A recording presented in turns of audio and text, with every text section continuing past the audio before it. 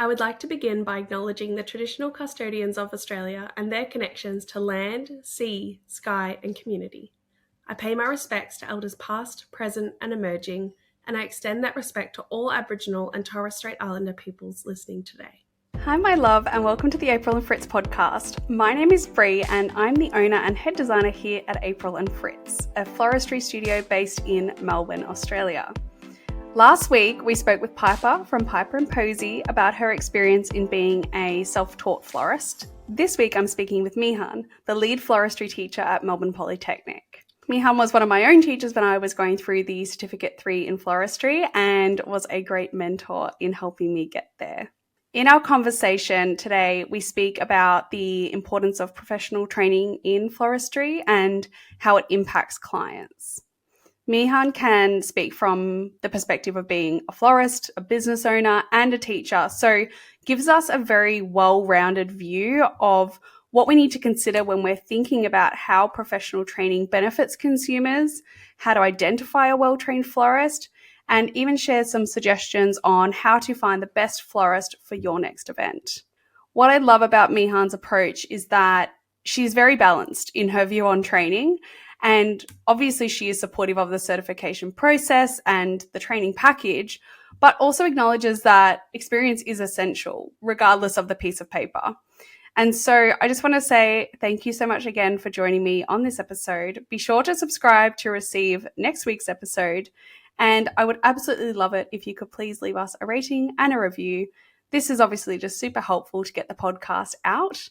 And that just means we can reach more people who are looking to create amazing events. So let's dive into it. Welcome, Myhanh. Thank you so much for joining me on the podcast. Hi, Bree. Thank you for having me. It was lovely that you got in touch, and great to see what you're doing at the moment. Some really good things. So happy to be here. Excellent. I'm so happy that you're here as well. And let's just kind of jump straight into things. Maybe can you share a little bit about your journey in floristry and what kind of led you to become a teacher? Okay, so for me, it was a bit of a late start. So floristry was a career change. So I was already working in a professional role in an office before taking on floristry. So I was working in training and employment, and I took some time off to have my kids. So a year of maternity leave. And then during maternity leave, I thought, I really don't want to go back to the office. I really don't, I don't know if having the kids just reawakened my, what I was thinking about for the future. But I just thought, I need to do something for myself, and always loved the idea of floristry. Always have loved flowers from when I was young. And so when my youngest son, Brendan, was 6 months old, he went into daycare and I enrolled into my Certificate 2 in floristry. Back then it was NMIT, now it's Melbourne Polytechnic, which is really interesting because now I'm back here teaching at where I was, did my training. So I enrolled into the Certificate 2 in floristry. Wasn't really sure if it was something that I wanted to do, but loved it, and then went on to complete my Certificate 3. After that, I did a little bit of work for various florists. Not a lot of florists. I haven't worked for many florists at all, but small business, family-owned florists, which was great. And on the side as well, just doing small jobs for friends and family. That eventually turned into friends of family, friends and friends of family. So so that kept me busy. I didn't really anticipate kind of moving into it so quickly. And then the opportunity came for me to take over a florist business in a small shopping little strip. And it was really great. It was close to home. It wasn't a big outlay for me financially. So we took over that business and ran that for a couple of years. And then I sold the business in 2018, and then moved into to teaching full time. So I did start teaching in the last couple of years of when I had the business as well. So I was kind of torn between the two. I loved having my business, but I was really loving teaching as well. But yeah, eventually the opportunity came for me to sell the business and then move into teaching full time. So here I am. Amazing, amazing. It's quite the transition, isn't it? I think we've obviously had quite similar kind of stories in that, like, career change, moving into Mm, floristry, like not 100% sure if it's going to be the right fit, and then just loving it, mm, like it's absolutely loving it. So, yeah. what is it about the teaching that you enjoy so much? Oh, well, I mean, it's going to sound very cliche, but I just really enjoy seeing that transition. So, a lot of the students who start, they're like, what we, didn't know, don't know if it's for me. They've never touched a flower before. They just, love the idea of being in the industry. So to see somebody who's come into the classroom on the first day, never picked up a pair of snips, wouldn't even know, might know a couple of names of flowers, roses, gerberas, then to see the end result. So see that they can, product knowledge is great, can produce items confidently, and the transition, it's not just a practical thing that I see. Obviously, we see that from not being able to make anything to then being able to produce a fully wired trailing bouquet, but the language that the student starts to develop throughout their course changes. They start to talk a little bit more florist talk a little bit more professionally, and I really enjoy seeing that transition. So yeah. Yeah, absolutely. And I know even just for myself, like I said, I probably walked in there feeling a little less confident, Mm, like same thing. I probably only knew like a couple of flowers here and there. And I just kind of mm, enjoyed it because I was doing it, same thing, friends of friends and that sort of stuff. And yes, feeling my confidence grow, going through all of the training and mm. obviously with the support of the teachers and everything like that. And then coming out the other end being like, oh, yeah, I can just whip together a casket spray, like no Yeah. worries. Whereas if And you had told me that, I would have never have believed you at the start. yeah, and students don't see that. The teachers see that because as students, you're just doing what you need to do. You're learning, and you don't realize how much difference. Like we can like see the difference so much, and that's why at the end we're just like, oh my god, if only they could see what we're seeing. But it's just then become normal for you because it's, yeah, I can give me a bouquet. I Yeah. can make that in 20 minutes, 10 minutes. So yeah, so that's Love what it. I love. I love seeing that growth. Yeah, amazing. And I think as well, like, especially being in that kind of training environment, like, you need, I think, teachers who are passionate and who do care and want to see that transition, right? Like, that's what you go to school for, to be Mm, able to get that experience and that yeah, expertise and then have it imparted on you. And I yeah, think that, we were obviously really, really fortunate to be able to have great teachers when we were there who are obviously so oh, passionate about it. yeah. But can you maybe share a little bit about what the actual professional kind of floristry certification is? Like, what does it kind of entail? Yeah. So, yeah, it's really interesting because a lot of people in the industry, even employers, they don't realize that there is actually a certification and there is training that, you can do to become a florist. I mean, there's no laws or regulations to say that you have to have this certification to do floristry. And I certainly know of many florists who haven't gone through the training, but are successful, competent, really great florists. So, it's not the be all and end all.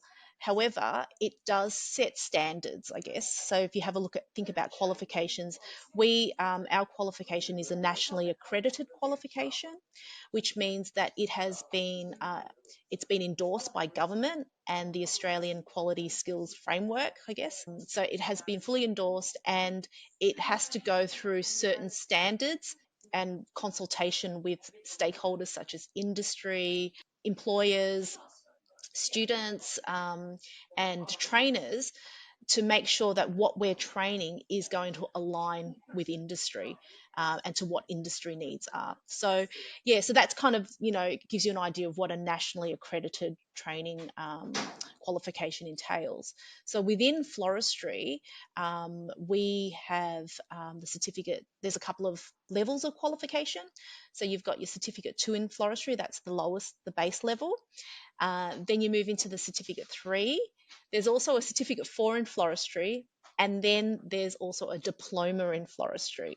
So in Australia, the most popular qualification, this is what most people will undertake, is the certificate 3, because the certificate 3 really has a good kind of a scope of, it covers a good range of skills and knowledge to allow the student to pretty much go straight and work into industry, you know.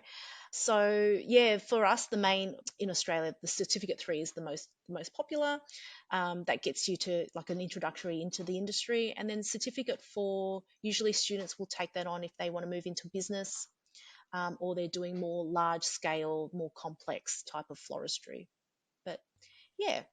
Cool, great. And within that as well, I guess then you would cover everything from wiring to bouquets to casket sprays to, what's kind of included in the training package versus kind of what's outside of the training package. Sure. So the certificate 2, we kind of look at that as the real foundational skills and knowledge that you need. So with the certificate 2, it's mainly kind of understanding the industry. So understanding different business models, where what type of floristry businesses could you be using your skills in. So it could be a bricks and mortar shop, it could be an online business who's taking orders, on the internet, could be just specialty wedding and event work. So just understanding the industry, understanding the different types of customers that use the service. There's a lot of knowledge around the product, so around the flowers, so learning about all the flower names, when they're in season, how to care for them. So there's it's a lot of theory, I guess. It's quite a lot of theory. And you do obviously some practical. So you're covering some basic floristry products. So, being able to put together a bouquet, do some basic wiring, and using a base medium, so working into a container with some sort of base medium. So it's just kind of touching on all of the skills, the skills and the techniques that a florist would generally use. With the certificate 3, you've already got that foundational knowledge from the certificate 2, I guess, and we're really building on that. So now moving into more complex specialty items, so whether that be funeral work, bridal work, and just being able to respond to your customer and interpret their requirements and then meet that brief. And then I guess certificate 4 and diploma, that's now moving into, like I mentioned, the business side of things, really looking at more product development, innovation, large scale work such as hanging installations, and a little bit more, I guess, technical and larger scale work. Yeah, definitely. And I think, the way I kind of interpret it is like the certificate 2 was kind of like your baseline kind of knowledge with some kind of practical skills. And then pretty much as you go, the next layer and the next layer, you just kind of go deeper and deeper on your practical skills and kind of the technical skills that go behind it, because, putting together a bouquet versus doing a hanging installation are two very different things, and they do require a different level of expertise, right? Exactly. Yeah. And just touching base, like to make it maybe a little bit more clearer, certificate 2, there is a subject called assemble floristry products. So within that subject, you just cover a few of those, the 3 main techniques, so wired, hand tied, and base medium. Whereas when you move into the certificate 3, you've got specific units that cover each of those techniques. So it's really drilling into, that one unit is looking at just wired. So all of the elements and the knowledge and the know-how for just that one technique. Yeah, wiring is my arch nemesis even to this day. But yes, I do recall that very specifically. Yeah. And so with that said, why do you think, like, why do you believe in professional training for florists? Like, what made you think, even for yourself, like, I want to do a professional certificate? And then, obviously now being the trainer, like, why do you kind of believe in this? I guess for me, when I thinking about when I, made the decision to do to do it, I really needed guidance. Like I kind of played around at home, and yes, I think I had the knack for it. I did a few arrangements at home, and I thought, yeah, that looks pretty good, and everyone was telling me that looks good, and I thought, yeah, I think I may have something there, but I was really keen to get some guidance and to be, talked step by step through everything, from understanding what the industry was like. And I think just being around people who are already in the industry, that really appealed to me. So that was, why I chose to go down that that route. And there were short courses and things like that you could do as well.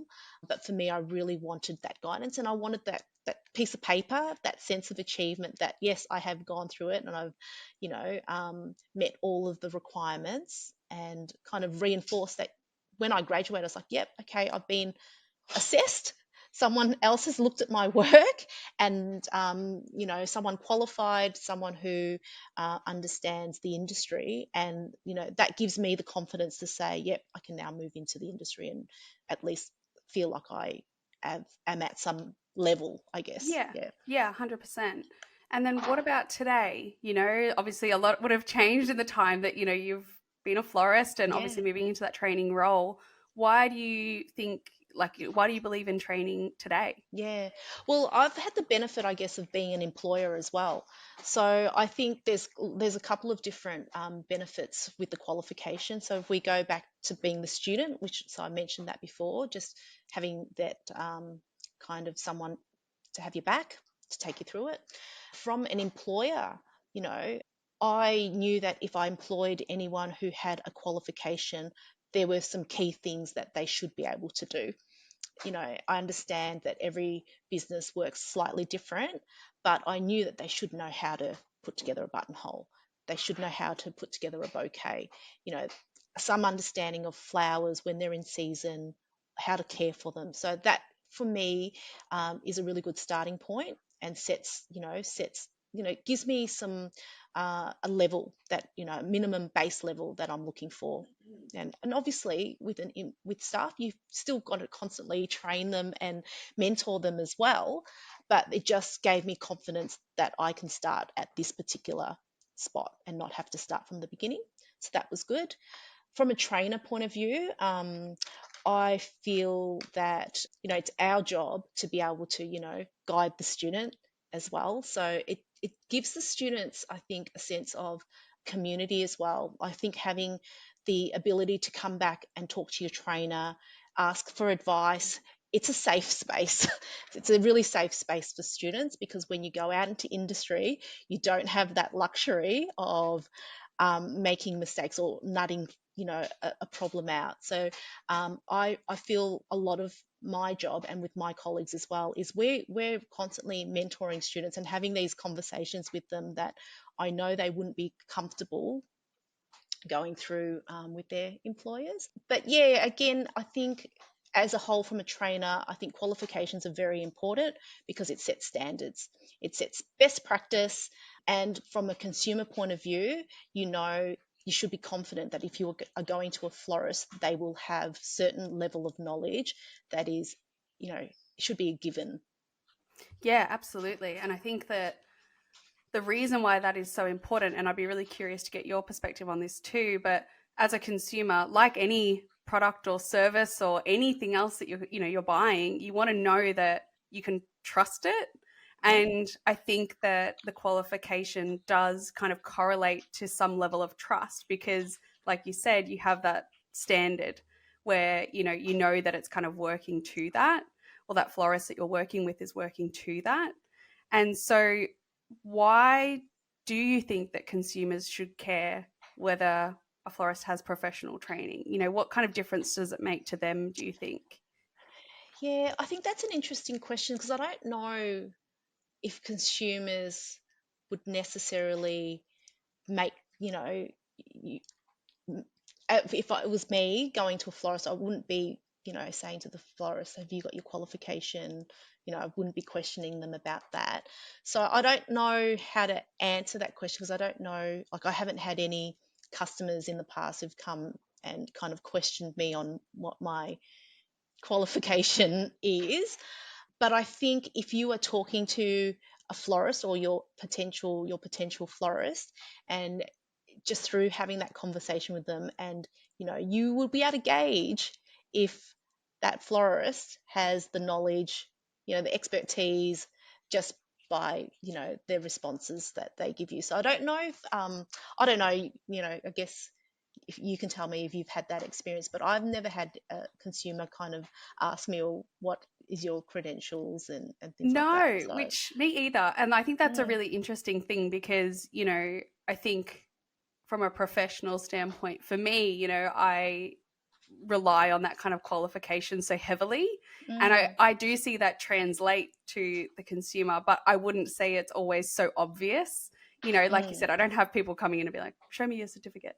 But yeah, you do have people asking you questions like, oh, is it feasible to hang this thing from here, yeah, or what flowers should I yeah, use at this time of year? And you can answer those questions, and I think that maybe is the difference, is just yeah. the person being able to actually provide that service to it, like you said, a certain standard. Yeah, and being able to provide it confidently, not like saying, "Oh, I'm not sure. Let me get back to you."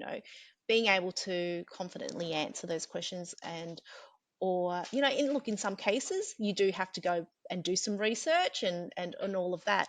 But a good florist will be able to know where they need to go, like where to start, and do it in an efficient way.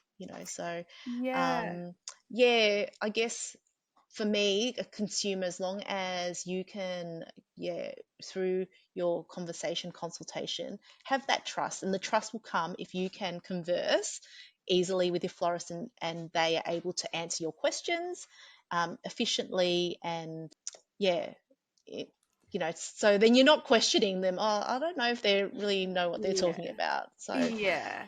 And I think mm, that would be the same, if it was a plumber, or you know what I mean? Like yeah, you do get the sense of like, oh, is this person kind of not really sure?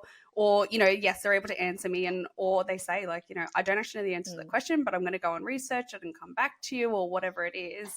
Because I think at the end of the day, for example, something like a wedding, somebody's handing over potentially a lot of money, and in that mm, instance, you want to feel like the person on the other end is confident in what they can provide you for mm, that price. mm, And so I think having, again, that kind of baseline of knowledge definitely gives a bit of an advantage to be able to do mm. that. Because, again, I think it just comes through in the confidence, perhaps.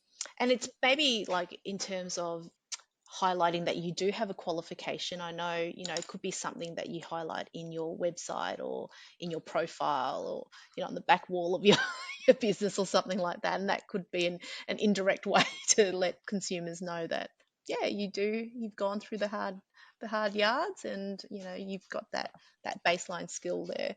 Yeah, 100%. And I think that's a really interesting point, because how can we identify Yeah. somebody who is a well trained florist for somebody who's maybe looking to, run an event? Let's just say it's a Mm, wedding. Like, what kind of indicators would you be looking for in a yeah. florist to say that they're kind of well trained or have experience?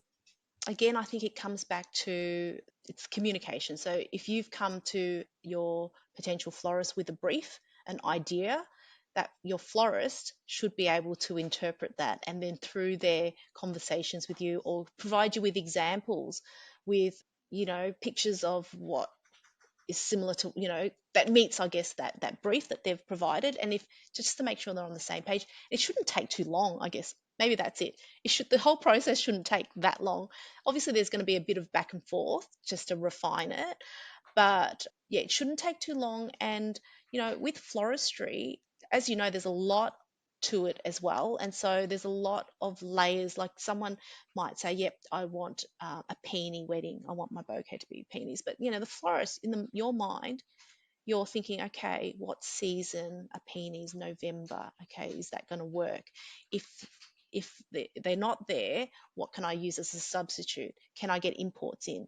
Is that going to meet their the budget? So the customer's not seeing that, and you're not going to explain all of that to them. They just want to know, can you do it or can't you? And if you can't, what is the alternative? And so a good florist, qualified or not qualified, should be able to respond to that efficiently, and still be able to give really good options, and reliable information. So I think it's all about the communication.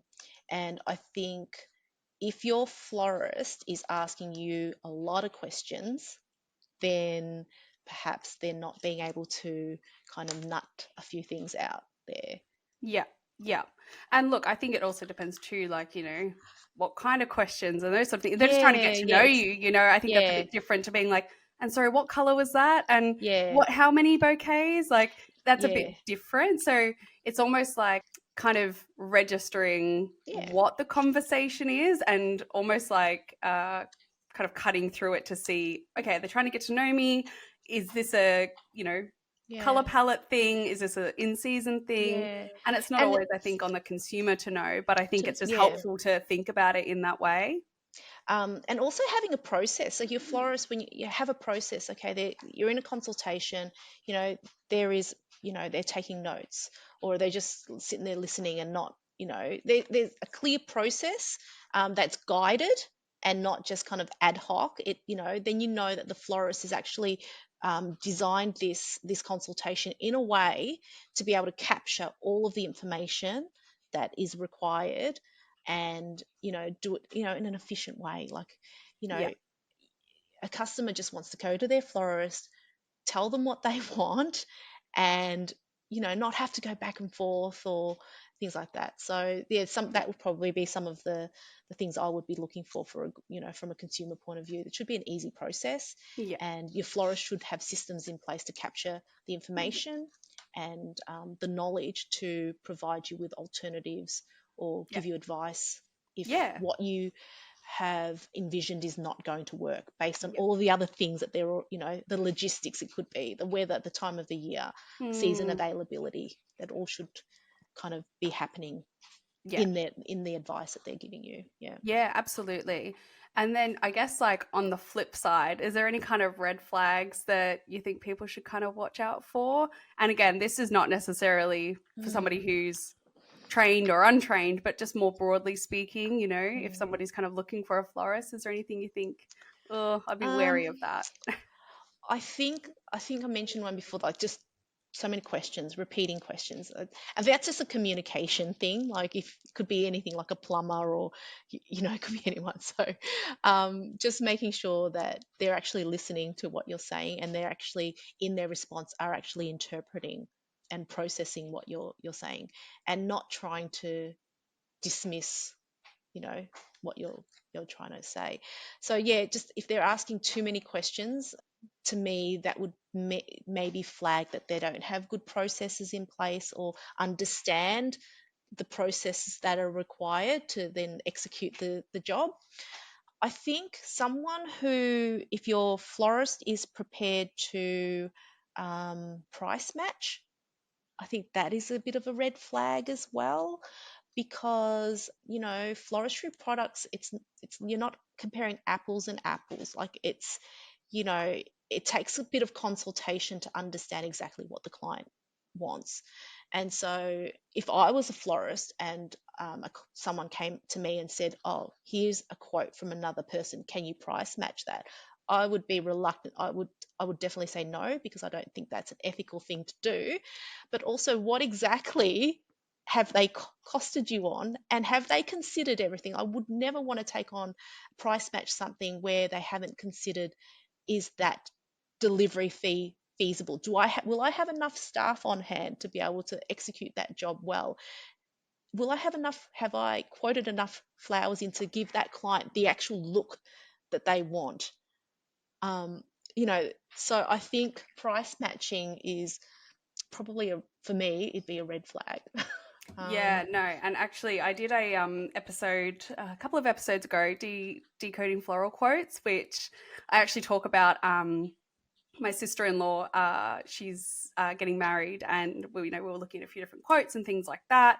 Obviously, she wants me to do it, but I'm like, I've got to be at the wedding as well, so mm, we're trying to figure out the best way forward. But yeah, looking at that and seeing what came through, I definitely recommend anybody who's listening to this to go and listen to that if you found that interesting, because in short, I don't think that every design is created equally. What inputs one person puts in versus what hmm another could be radically different, and that will often be reflected in the price. So, you know, for example, like I like to have really abundant and kind of overflowing kind of designs, whereas somebody else might be quite minimal. And so, if you came to me and, you wanted that kind of price point, well, mm, one, that kind of doesn't really work with the way that I work, but also two, like, are you going to be happy with what you get at the end of yeah, the day?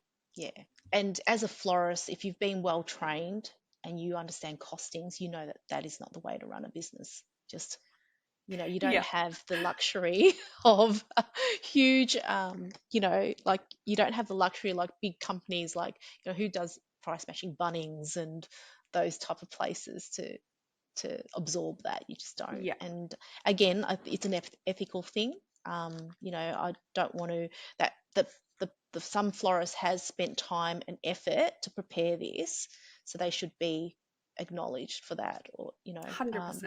so 100%. yeah. Couldn't agree more. Any other red flags? I think, yeah, just, yeah, if you can't communicate with your florist, or if, you feel like they're not understanding what you're wanting, then that would be, yeah, the main thing. The main one, yeah. Yeah. And just on that, do you think that there's any kind of like essential kind of questions that people should be asking their florist during their consultation to kind of scope out if maybe they are kind of well trained or have experience and that kind of thing?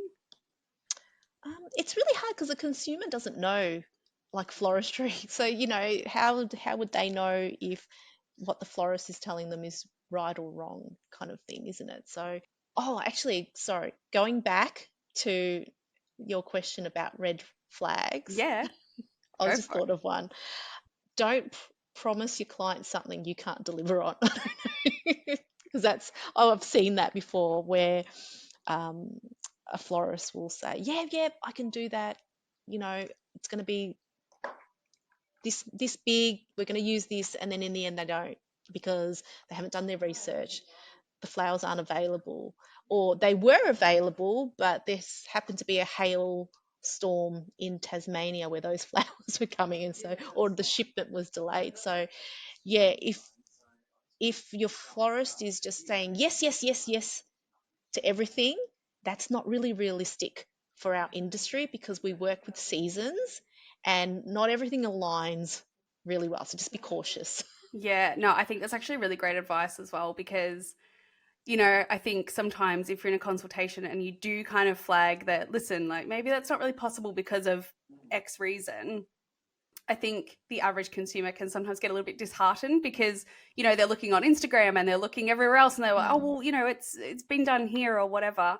And like, yes, that may be true to a point, but I think then it just becomes a question of like, well, do you want to trust the person that, you're trying to hire to mm, tell you the truth and, manage your expectations, mm. or do you just want them to sell you the dream and then potentially Yeah, you get disappointed later? yeah, no. So, and that's where a good florist wouldn't do that, because they know how risky that is. But if you think that's not possible, you need to be able to provide the client with advice as to what the alternatives are, what the options are. But yeah, saying that you can do exactly what they've asked for, it doesn't ever happen. And also copying another image, like, a lot of the times, and it's expected, clients will come in with inspiration pictures and things like that, then they'll say, I want exactly that. We know it's never nothing. We're dealing with nature. It's not going to be exactly the same. It will never turn out to be exactly the same where all the placements happen in the same way. So yeah, that would be the other red flag. So hopefully you can Yeah, no, slide I that think back, rewind it back and put no, it in. I think that's perfect, to be honest. Um, and So so then what kind of questions would you say maybe a consumer, or let's just say a bride going into a mm, consultation with a florist, what kind of questions should they be asking of their florist to see, I guess, what experience they have, or like, yeah. whether or not they're well trained? Do you have any recommendations? Yeah, I think just going kind of back to that, like, a customer can say, well, this is what I want. If that's not an option, what else can you suggest? And then just as long as the florist, you'll know if they're suggesting something that sounds similar is reasonable. But yeah, being able to give you options is important. Um, and yeah, just again, communication. You'll know if they're listening, because that's the main thing is your florist being able to interpret what your needs are, give you advice as to what is doable, what is not doable, and be upfront about that, and not Yeah. kind of say yeah to try to get the job, and then in the end not be able to come through with it. So Yeah, absolutely. So I guess kind of then the question becomes like, as a consumer, like one thing you could ask is like, this is what I love. Like, is this in season? yeah, is And it doable, is it doable? is it doable Like, within my budget? Are there any other things that any other things that you can foresee that may not allow for this to happen? Things like weather. A florist should be know not to recommend certain flowers in December or yeah, January, because we know it's going to be very warm. It's yeah. just so. And like again, the consumer's not going to know No, if no, those flowers are suitable or not yeah. suitable. But I think Um, it's helpful maybe just like asking the question to build that trust, yeah. like if somebody's saying to me, oh, I want this, and I'm saying, oh, like, look, it's probably not going to happen because of this time of year or whatever it may be, Mm, but look, here's what we can do, yeah. or you know what, let me go away and have a think about this and see how we could make it Mm. work. And I'll come up with some options. Yeah, Yeah. exactly. I think that's a very different conversation to just either yes, yes, yes, yes to everything, or alternatively, no, can't do it, like Yeah. this is That's how it. it's got to be, kind of Yeah. thing. Yeah. Yeah, Yeah. for sure. And are there any kind of like, common mistakes or anything that you kind of see from perhaps folks that are untrained that maybe consumers should be aware of? Anything that kind of comes to mind there? Um, I guess thinking about it, about the floristry friends that I have that I know have been untrained, for their like they're still it's experience. That's what it comes down to. And when I used to work for a floristry company, and we had members throughout um, Victoria, and one of my jobs was to see if, before we took on someone as a member, whether they were qualified to be part of this membership. So we looked at it as, do they have their qualification? Then that's obviously a certified. But there's a lot of florists out there, because the qualification hasn't been, it's probably been around for 20 years, maybe a little bit over 20 years. So there's still a generation of florists who've, started before that, yet they're still very qualified. They've been, so I think we looked at it as at least 3 years working in the industry would deem you as having the equivalent skills and knowledge of what a certificate 3 would be. So yeah, I think again, if you're talking to somebody, a florist, and they're not not qualified, they still need to be able to respond, and they should still have that knowledge that they would have had built up, through Yeah. experience. Yeah, it's like um, that. It's almost as if, like, they should still be able to talk from the perspective of, like, hey, like, regardless of the qualification, like, I can talk from mm, this experience because I've done X, Y, yeah, Z. And they kind of done like yeah, gone through all of the components of the qualification, as long as they've been involved in it for a certain amount of time. Like you, yeah, yeah, and again, everyone's different. It depends on how much, you know, um, involvement and that kind of involvement they thing. Yeah, want, how much research they're willing to put in, all of that, which I would hope to think, if you're running a business, you are invested in it and you would undertake all of those 100%. things. So, Yeah, yeah, and I think that's yeah.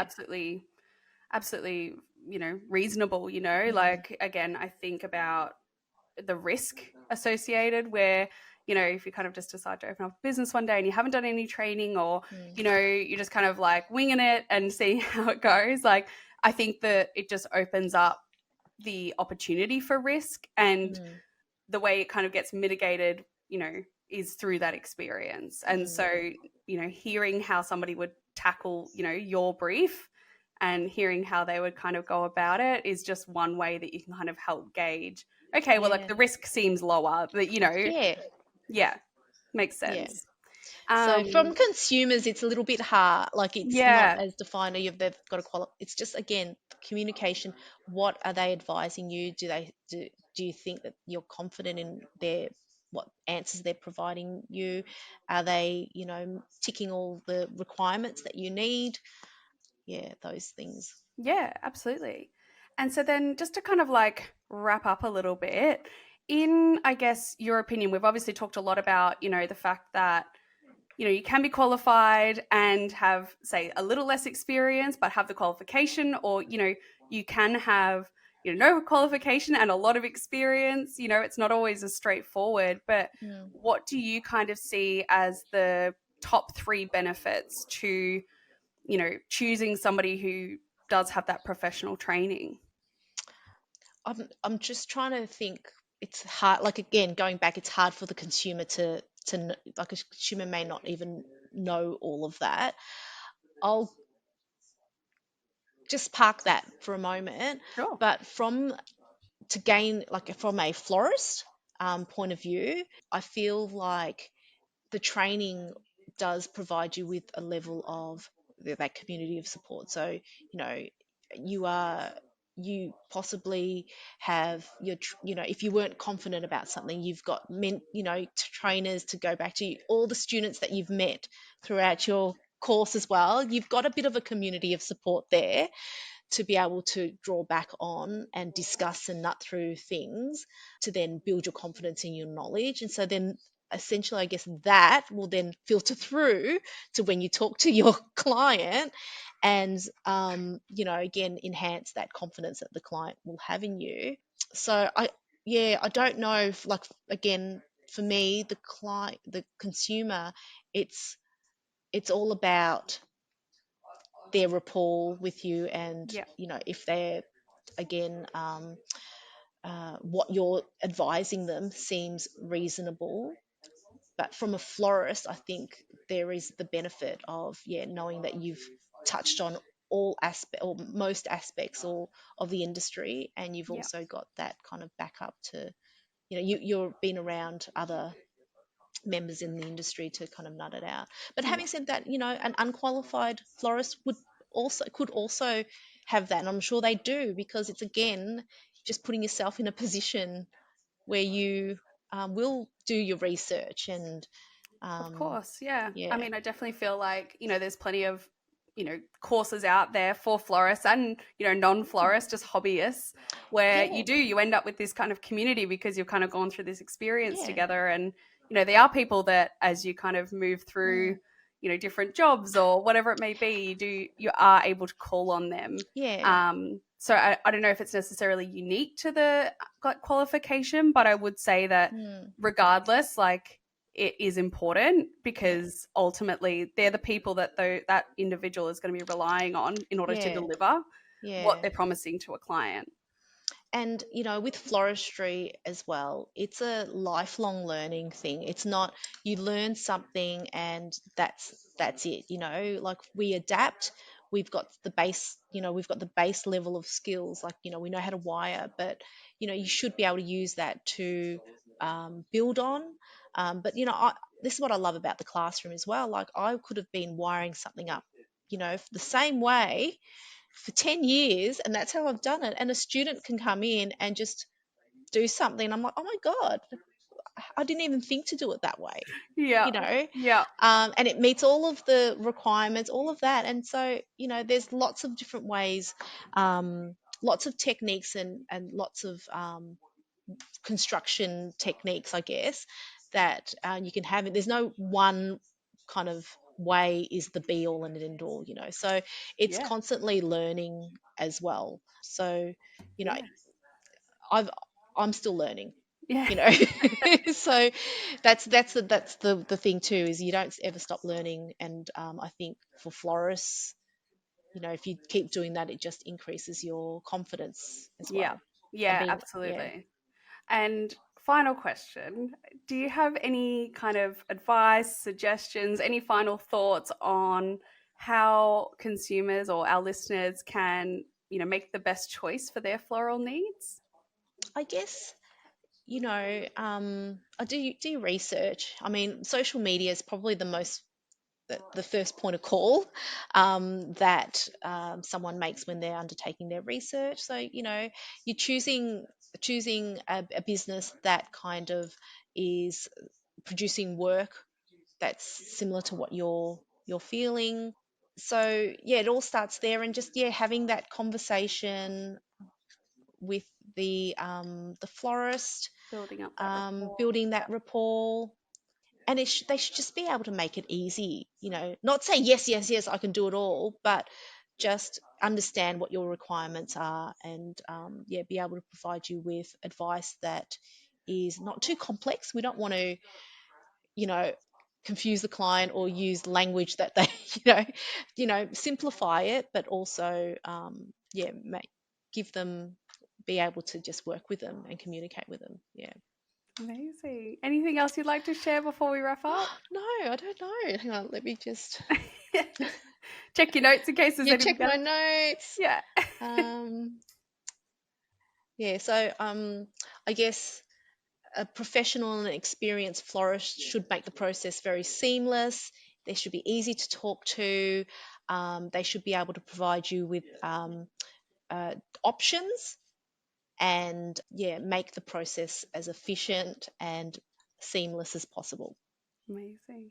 Amazing. Thank you so much, Myhanh. I so That's appreciate okay. you coming onto the podcast and sharing all of your insights with us. I definitely think, you know, I loved personally doing the qualification. I feel as though, to your point, like, I was able to kind of get that community around me and have mentors that I could kind of turn to when I just wasn't sure about things or whatever it may be. And, I'm really fortunate, obviously, because I still get to be in contact with you today. And I only feel as though that experience kind of enriched my knowledge and enriched my practical skills, which has obviously led me to be able to do what I am doing today. So, I'm incredibly grateful to you and the other teachers and all the whole Oh, team there. So yeah, no, well, it was a definitely a pleasure having you in the class, and it's been great to see you move on from that, and then now into your own little thing, which is great. And, it's good to see you use that knowledge and then turn it into your own thing. Like, the qualification is just teaching. It's quite a generic thing. Like, what you mm, learn here in Victoria, in New South Wales, the student floristry students are learning the same thing. So yeah, it's very hard to, it's very generic, I guess, yeah, across the board. So when students finish their qualification, they can take that, mold it, mm, and kind of build on that, take what they want on board, take, I guess, what am I trying to say? Modify it yeah, to what you're wanting to do with that, but at least gives you that base. But no, it's great to see that you're doing something that you love, which is, that always makes it a lot easier, doesn't it? And that absolutely. you're passionate about, because that obviously comes through, and that comes through to the client as well. Like, we don't Yeah, see that, but if we can, um, if you're passionate about it, you love what you're doing, that the client will see that. they'll know. They'll know. 100%. Yeah. 100%. Oh, what a nice note to finish on. Thank you so much. Like I said, I'm so grateful that you were able to join me and have this chat. I think it's like you said, it's something that, a lot of consumers don't really know about. And I think it's an interesting kind of conversation to have, knowing that, now we're kind of on the other side of it. Like, the world does look so much different. There's so much diversity and skills and experiences and all those different things, and seeing that translate to people's work is unreal. So Yes. yeah, I'm really, really grateful to share your experience.